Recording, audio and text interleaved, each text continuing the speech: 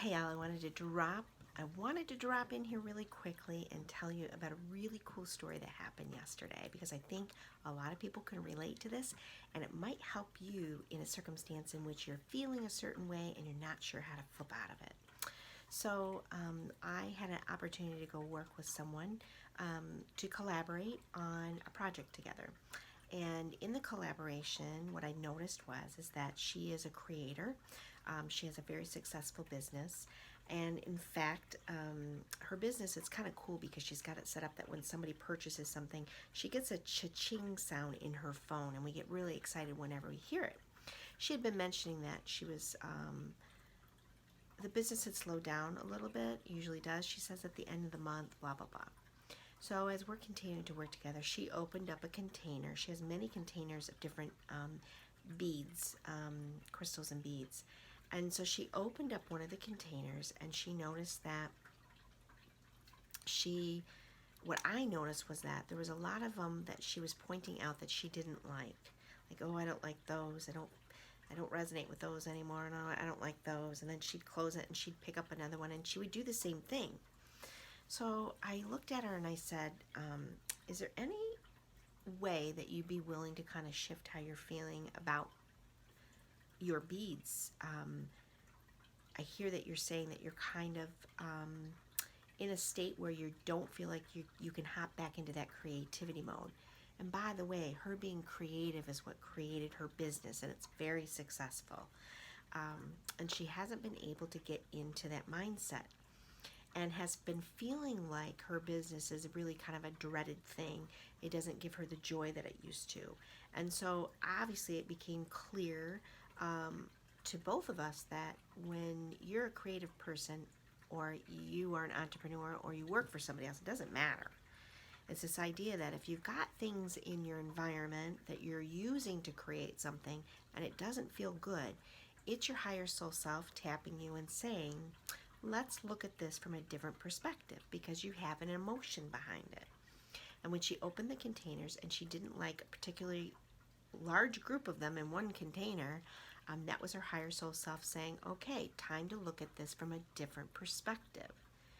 So my suggestion was, what would it be like if she went through and pulled out the beads and put them somewhere else, gave them away? How would that feel for her to be able to clear out her containers and only keep the things that she loves? And she lit up and she was like, oh, wouldn't that feel different to open up a container and just look at them all and say, oh, I love all of these beads. I said, can you feel the creative flow coming back? She said, I can. And so what was happening is these things that she had kept no longer were serving a purpose. In fact, they were pulling her into the opposite direction. They were taking energy from her because she was placing lower vibrational emotions onto them. They take away energy from you because we easily go into the lower dimensions of emotions and we do the higher ones because the lower ones grab your attention quickly and they easily pull you down, which makes it difficult to create. Not to say you can't, you definitely can, but the when you're in that mode of creating something, you have to make sure that your environment supports that. But sometimes you can't see that. Sometimes it takes somebody else coming in to say, hey, I'm kind of noticing this, which is beautiful about like sisterhood or friendships. So anyways, I said, so what would it be like for you to grab some of those and let's put them in a bag? I never leave a space in which I've discovered what my emotions are telling me, what I'm being guided to do. I never leave a space unless I take the action. And there's an important reason for that. And the reason is because it's going to have an instantaneous shift for you. So I asked her, can we do this together? Just one container. She goes, yeah, let's do it. And so typically what happens is when we scoop or we're getting ready to release something, to give it away, to get rid of it, the first sense that comes is, I spent money on this. Like I spent money on this. So I said, okay, you're going to come up against this. I spent money on this. I said, but do you understand that everything has energy to it? And when you're seeing the beads that you don't like is taking energy from you, You're placing the energy onto the bead, and it actually kind of blocks off the flow of finances because you associate with I've got to use this, or I've spent hard good money on this.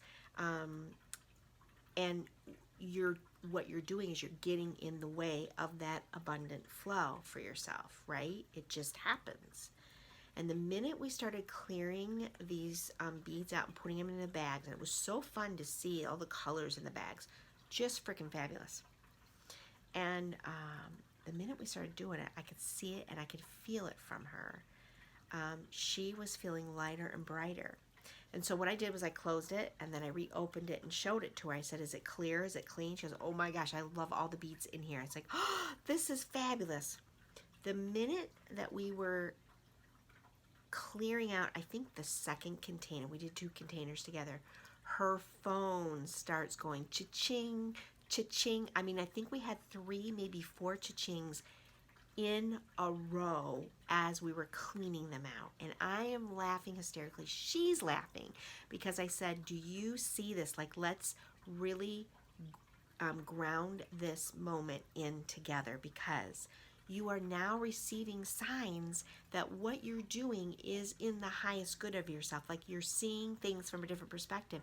You're doing a different action, which is serving that the abundance is now flowing for you as you're getting rid of something that you no longer desire, that doesn't resonate, because it's going to resonate with someone else. The instant she was doing that, she was getting sales on her website. And again, we all know this stuff, but it's like when we put it into practical application that it feels so real that you understand that this is for you too. This isn't just a story for someone else. This is for you and for me. We were laughing so hard and so giddy by the end. I said, I am so appreciative that I got to be here and be a part of this with you, because now I get to carry this blissful, abundant feeling within me, and now I'll bring it home to my house and they will feel that, right? It's like once we hit that blissful state of mind, we have an opportunity to share it with other people by just being in it. And it was such a magical moment.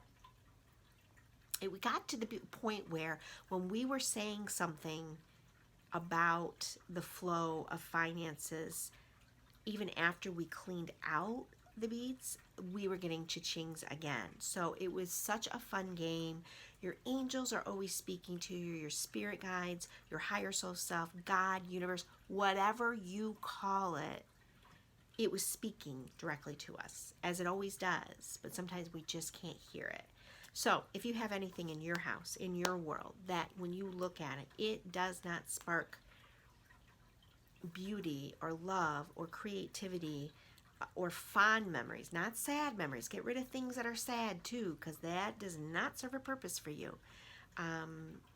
Then maybe you might be thinking about clearing something out, and just watch how when you give something away that you valued because of money, how instantly you will be granted and be shown that there's so much more abundance coming your way. Many blessings to you all. Until next time.